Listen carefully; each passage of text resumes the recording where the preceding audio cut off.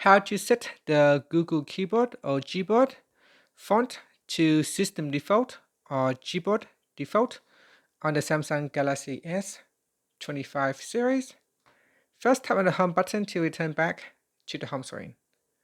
Now from the home screen, swipe down at the top to open up Quick Settings. In here, tap on the Settings icon. Next, in Settings, we then scroll down and tap on General Management.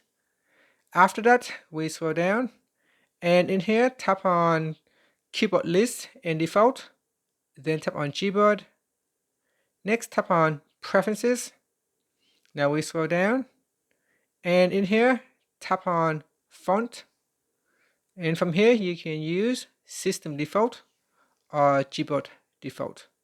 And that's it. Once you have made the change, you should see it will apply to your keyboard. So in here, when you reopen the keyboard, all the fonts in here will change. And that's it. Finally, you can tap on the home button to return back to the home screen. Thank you for watching this video. Please like and subscribe to my channel for more videos.